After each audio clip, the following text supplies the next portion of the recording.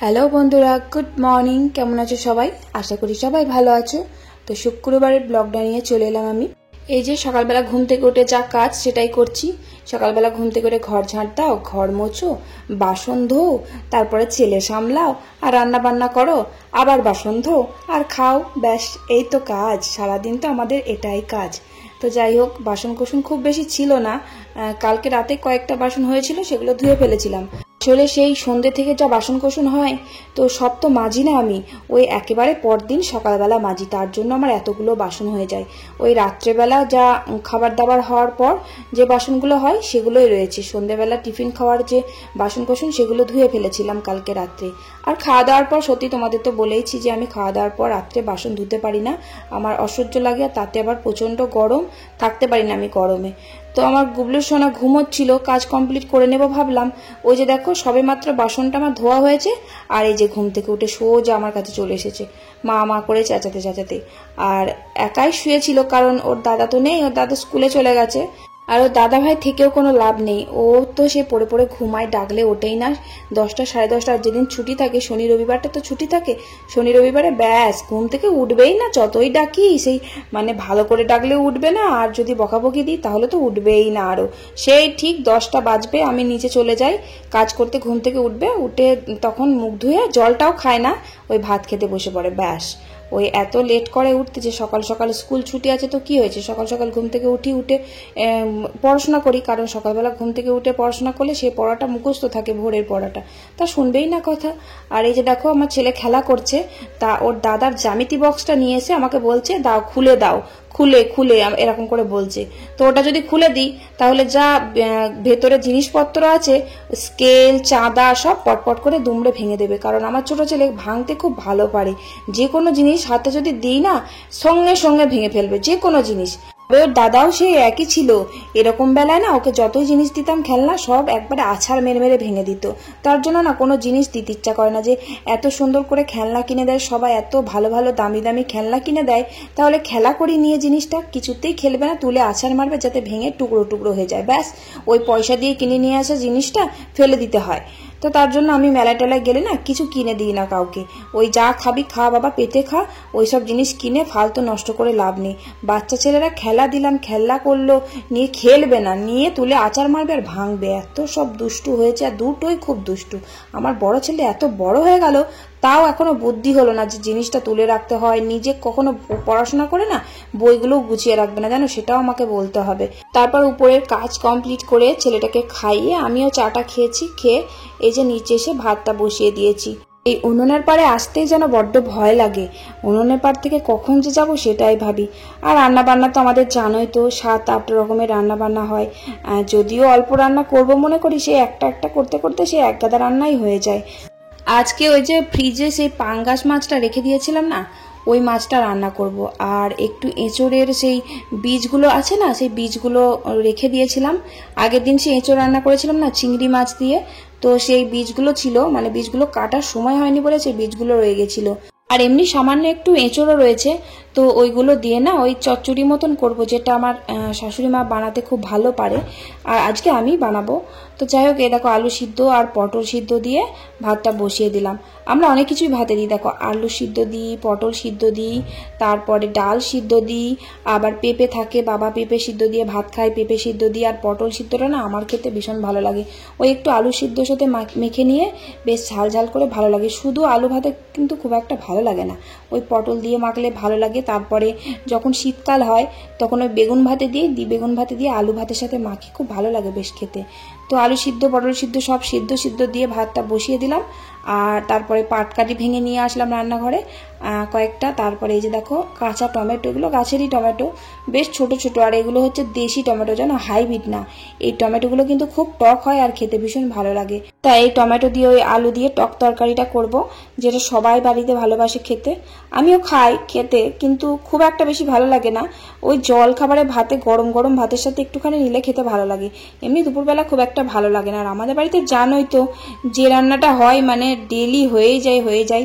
আর আমাদের তো সেই জল খাবারে বড়া না ভাজলে ভাত খাওয়াই হবে না।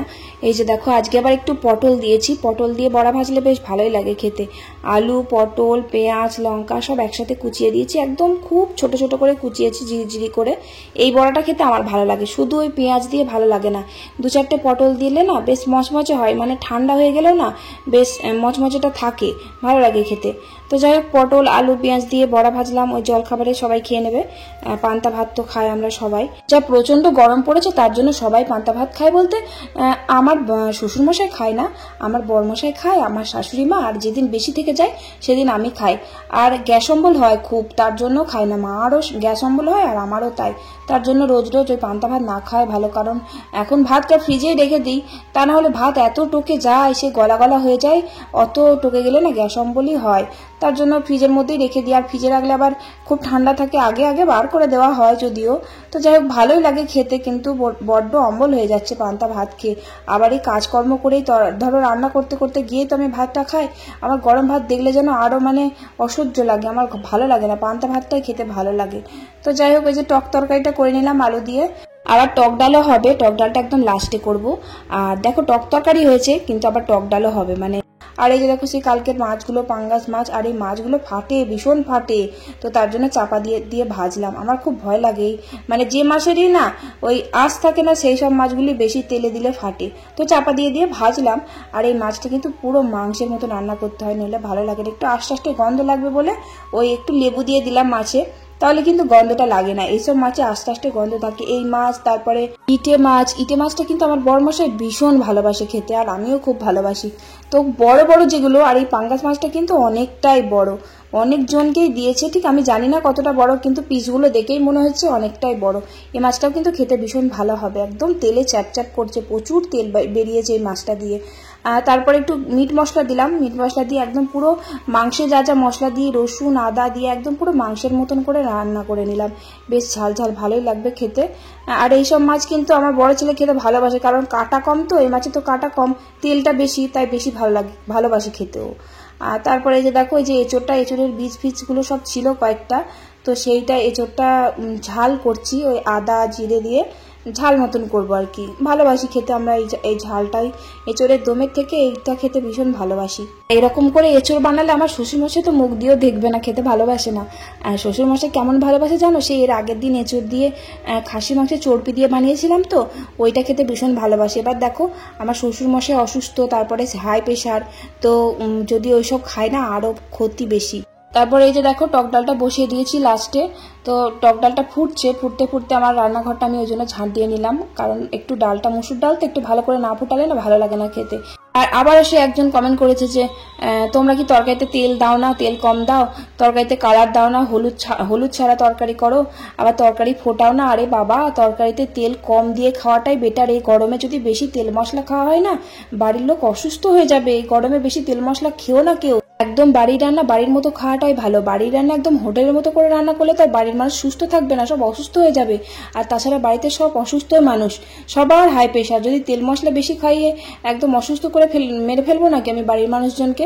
আর তরকারিতে আমার কালারের কোনো দরকার নেই, খেতে ভালো হলেই হবে। আর আমার তরকারি কিন্তু আমাদের বাড়িতে সবাই খেতে ভালোবাসে, সবাই সুনাম করে, আর আমার বাড়ির মানুষগুলোর খেয়ে সুনাম করলেই হবে, ব্যাস, আর কারোর সুনামের আমার দরকার নেই। আর আছে অনেক দিদিভাই আছে যে আমার তরকারি দেখে খেতে ইচ্ছা করে, বলে খুব সুস্বাদু হয়, তোমার রান্নাগুলো ভীষণ ভালো লাগে, অনেকে আছে এরকম ভালো ভালো কমেন্ট করে। তো একজন দুজন যদি খারাপ কমেন্ট করে তাতে আমার কোনো আপত্তি নেই, করতেই পারো, তোমাদের ভালো নাই লাগতে পারে। তো যাই হোক তারপর রান্নাঘর পরিষ্কার করলাম, পরিষ্কার করে কড়াইটা মেজেছি, ভিডিও করিনি, তার কারণ ওখানে প্রচুর এঁটো কাটা ছিল, তাই ফোনটা আমি আর রাখিনি, আর প্রচুর রোদ ছিল, ফোনটা রোদে এই গরমে রাখলে না ফোনটা আমার বাস্ট করবে। কড়াই মেজে আমি হুটোপাটা করে এসে আগে চান করেছি। আমার কড়াই মাজলে না হাতে এত কালি লেগে থাকে, মানে ঘেন্না লাগে, সে ওই হাতে ছেলেকে খাওয়াতে ইচ্ছা করে না, তাই আমি একবারে পুরো পরিষ্কার করে চান টান করে ছেলেটাকে খাইয়ে ঘুম পাড়িয়ে দিয়েছি, দিয়ে এই যে আমি খেতে বসেছি। প্রচন্ড ঘুম এসে গেছিল, ওকে মানে খাইয়েছি আর ও ঘুমিয়ে গেছে। তারপর আমি খেয়ে নিলাম, আর মাছটা কি দারুণ খেতে ছিল সত্যি, অত বড় মাছ তো, আর প্রচুর তেল, আর দারুণ টেস্টি ছিল মাছটা। তারপর খেয়ে একটু রেস্ট নিয়েছিলাম, দিয়ে যে দেখো আমার গুবলু সোনা ঘুম থেকে উঠেও পড়েছে, তাড়াতাড়ি ঘুমিয়েছে, তাড়াতাড়ি উঠে পড়েছে।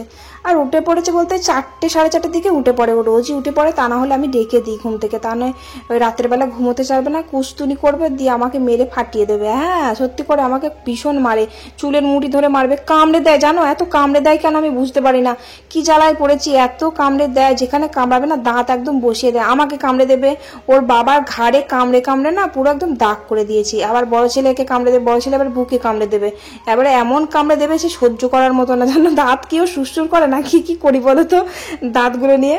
আবার এত বিরক্ত লাগে মাঝে মাঝে, মাথাটা গরম হয়ে যায়, এত ছেলেপিলে কামড়ে দিলে সহ্য করা যায়, আবার খামচে দেবে, চিমটি কাটবে, অত মারকুটি হয়েছে কেন কে জানে, আমি তো ভেবেই পাই না, আমি তো ছোটবেলায় তো মারকুটে ছিলাম না বাপু, আমার বর মনে হয় ছিল, জিজ্ঞেস করতে হবে জানো।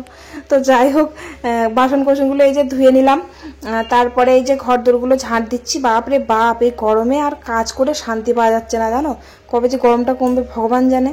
আর সব থেকে বড় কষ্ট গো, তোমাদের বলে বোঝাতে পারবো না, আমার ভয়েস দিতে এত কষ্ট হচ্ছে, তোমাদের কি বলি, এত হাঁপ লেগে যাচ্ছে, সেই পাখা বন্ধ করে ঘরে দরজা জানলা বন্ধ করে ভয়েস দিতে গিয়ে আমার জীবন বেরিয়ে যাচ্ছে। কারণ দরজা জানলা না দিলে আমাদের মানে রাস্তার ধার দিয়ে সব সময় অল টাইম গাড়ি ঘোড়া যায়, ওই দরজা জানলা যদি না দিই তাহলে ওই আওয়াজগুলো না পুরো ব্যাকগ্রাউন্ডে ঢুকে যাবে, তার জন্য আমি সব দরজা জানলা বন্ধ করে দিই। এমনিতে উপরে ঘরগুলো প্রচণ্ড গরম, তারপরে দরজা জানলা দিলে আরও বেশি গরম হয়ে যায়। আর মাঝে মাঝে পাখা চালাই ঠিকই, কিন্তু ভয়েসটা যখন দেবো তখন তো আর পাখা চালানো যাবে না, তাহলে আর শুনতেই পাবে না তোমরা আমার ভয়েস। তো যাই হোক তোমাদের দিদিভাইয়ের বক তো শুনতে পাবে না, তাই জন্য এত কষ্ট করছি। তারপরে ঘর দোর ঝাড় দেওয়ার পর বিকেলবেলাটা এডিটের কাজ করেছি, প্রচুর ব্যস্ত ছিলাম বিকেলবেলা, বসে বসে কাজ করছিলাম, তার কি ভিডিও করব। তারপরে সন্ধ্যেবেলায় সন্ধে হলো, সন্ধে দিলাম। আর আজকে ভাবছি রাতের বেলা না পরোটা বানাবো, কারণ অনেকদিন পরোটা হয়নি, আর গরমের জন্য পরোটা খাওয়া হচ্ছে না, আর প্রচণ্ড গরম, খুব কষ্ট হয় পরোটা করতে। আর জানো ওই যে গমগুলো ধুয়ে দিয়েছিলাম, সেই গমগুলো ভাঙানোর পর তো খাওয়াই হয়নি, মানে 2-4 দিন মনে হয় খেয়েছিলাম, সেই গমের আটাগুলো সব নষ্ট হয়ে যাবে, এক বালতি রয়েছে আটা, আবার ব্যাগেতেও রয়েছে, এবার যদি না খাই তাহলে কিরকম হবে বলো তো।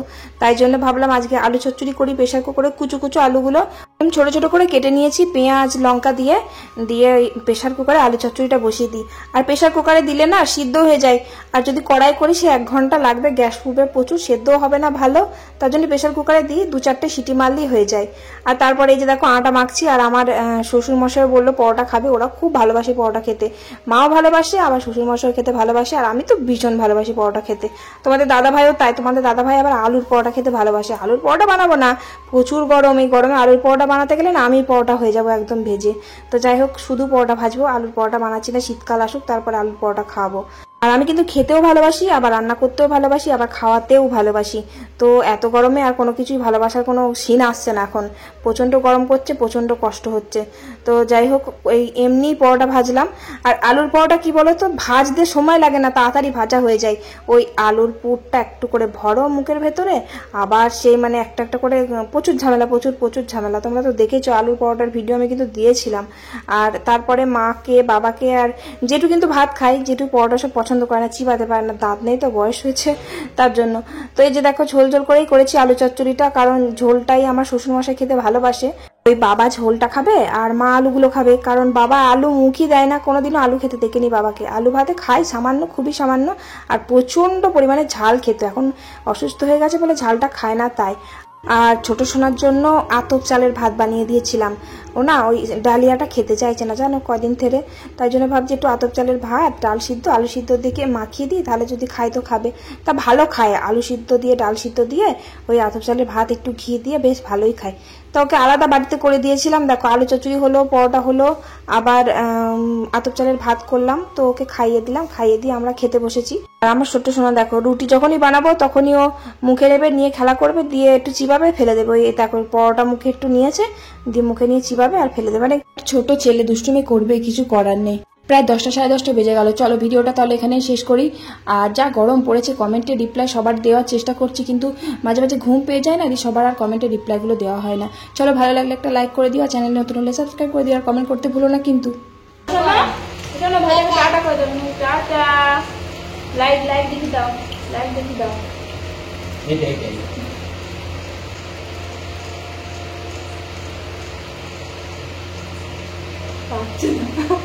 Bye bye, tata tata tata tata.